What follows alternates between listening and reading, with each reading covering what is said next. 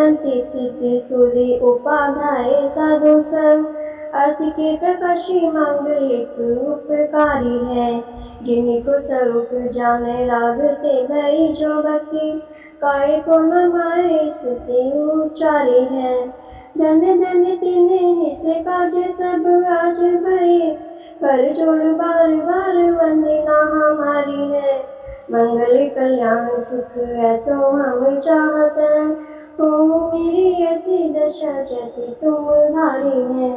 हो मेरी ऐसी दशा जैसी तुम धारी है। हो मेरी ऐसी दशा जैसे तुम धारी है। जय जिनेन्द्र। हमारे YouTube चैनल जिनमार्ग में आपका स्वागत है। आज हम पद्म पुराण ग्रंथ शुरू कर रहे हैं। आप सब ध्यान से इसको सुनिएगा और इस स्वाध्याय का लाभ लीजिएगा। जम्बूद्वीप के भरत क्षेत्र में मगध देश महासुंदर है।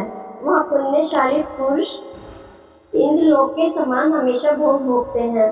वहाँ योग्य व्यवहार से मानव पूर्ण मर्यादा से युक्त है। सरोवर में कमल खिले रहते हैं।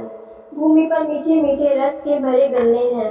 अनेक प्रकार के अनाजों का पर्वत बना हुआ है। खेतों में चारों ओर हरियाली ही हरियाली है।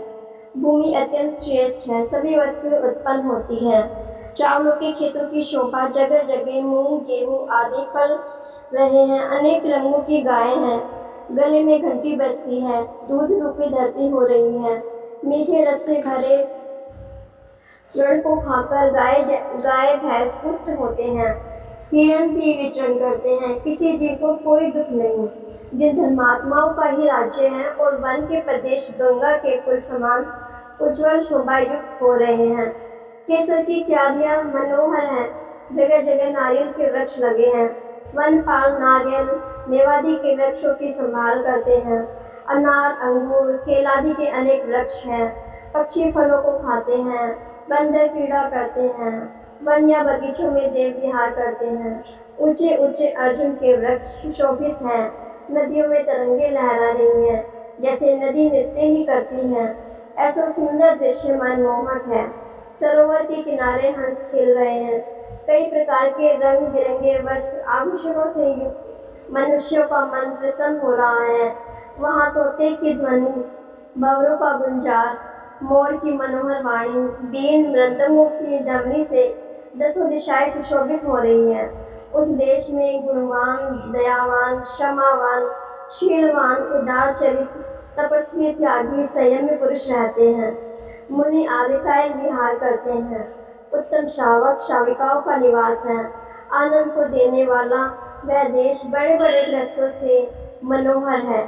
कल्प वृक्ष समान है। किसान लोग सज्जन भावों से रहते हैं। उस देश में कपूर, कस्तूरी आदि सुगंधित अनेक द्रव्य हैं। अनेक प्रकार के आभूषणों सहित नर नारी भ्रमण करते हैं।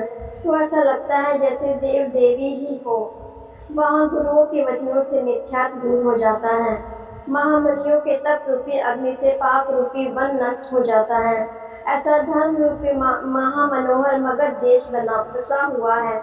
मगध देश में राजगृह नगर महामनोहर पुष्पों की महक से सुगंधित अनेक संपदा से भरा मानो तीन लोक का यौवन ही है। इंद्र के नगर समान मन को मोहने वाला है। इंद्र के नगर में तो इंद्राणी हुकुम आदि से श्रृंगार कर विचरण करती है और राजगृह नगर में राजा की रानी अनेक सुगंध से सुशोभित होकर विचरण करती है। महिषी ऐसा नाम रानी का भी है और भैंस का भी है। सो वहाँ भैंस भी केसर की क्यारी में लौटकर सुख मान रही है। सुंदर सुंदर महल एवं मंदिर बने हैं। मानो चंद्रकांत मणि का नगर बना है। मुनियों को तो यह नगर तपोवन है। नृत्यकारिणी को नृत्य का मंदिर, सुबट लोगों को वीर स्थान, याचक लोगों के लिए चिंतामणि, विद्यार्थी को गुरुगृह, संपूर्ण कला सीखने का परम स्थान, सज्जन पुरुषों को साधुओं का समागम, व्यापारियों को लाभ भूमि, खिलाड़ियों को कौतुक का निवास सुखमय है। जहाँ गजगामिनी, शीलवंती, व्रतवंती, रूपवंती अनेक स्त्रियां हैं। पतिव्रता नारी मधुरभाषी, सदा हर्ष रूप मनोहर है। चेष्टा जिनकी सामायिक, प्रशुद्धोपवास, प्रतिक्रमण करने वाली, व्रत नियम में सावधान, अन्न का शोधन, जल छानना, पात्रों को भक्ति से दान देना, और भूखे लोगों को भोजन कराना इत्यादि शुभ क्रियाओं में सावधान है। महामनोहर जिन मंदिर, जिनेश्वर की भक्ति जगह जगह सिद्धांत की चर्चा हो रही है, ऐसी राजगिरी नगरी की उपमा कहने में नहीं आती। स्वर्ग में तो केवल भोग ही है, लेकिन इस नगर में भोग और योग दोनों का साधन है। पर्वत समान ऊंचा कोट, महागंभीर खाई है जिसमें शत्रु भी प्रवेश नहीं कर सकते। देवलोक के समान शोभायमान राजगृह नगर बसा हुआ है। राजगृह नगर में राजा सैनिक राज्य करते हुए इंद्र के समान विख्यात बड़ा योद्धा कल्याण रूप मंगलकारी है। सुमेरु पर्वत तो सुवर्ण रूप है और राजा कल्याण रूप है।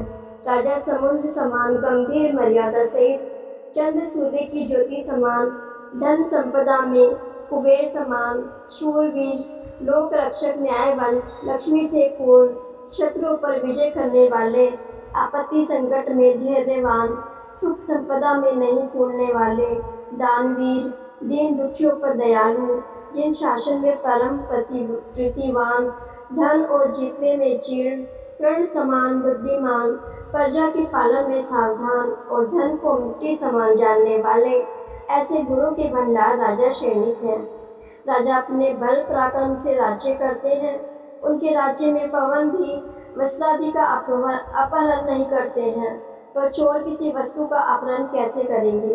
उनके राज्य में पशु भी हिंसा नहीं करते, तो मनुष्य कैसे हिंसा करे। राजा सैनिक धर्म का प्रतिपालक श्रेष्ठ पुरुष है।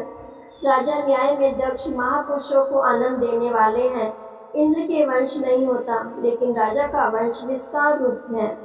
यह राजा सैनिक सर्वोत्कृष्ट त्यागी, पंडित, शूरवीर, साहसी, जिसकी कीर्ति दशों दिशाओं में फैल रही है।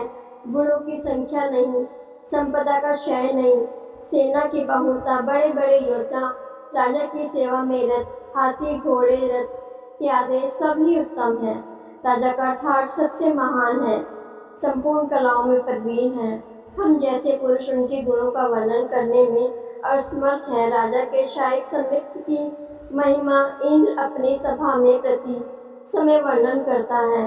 राजा मुनियों की भक्ति में तत्पर है, अपनी भुजाओं से पृथ्वी की रक्षा करते हैं। जिन चैतालियों को बनवाने वाला, जिन पूजा करवाने वाला, चेलना रानी, महापतिव्रता, शीलवती, गुणवती, रूपवती, कुलवती, शुद्ध सम्यक दर्शन की पात्र, शाविका के व्रत पालने वाली, सर्वकला में निपुण राजा और रानी, ऐसे गुणों से युक्त और उपमाओं से रहित ऐसे सैनिक राजा राजगृह नगर में राज्य करते हैं।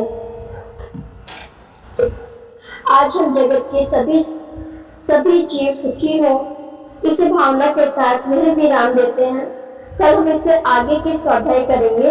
इसे आगे सुनने के लिए चैनल को सब्सक्राइब करें, लाइक करें और शेयर करें। जय जिनेन्द्र।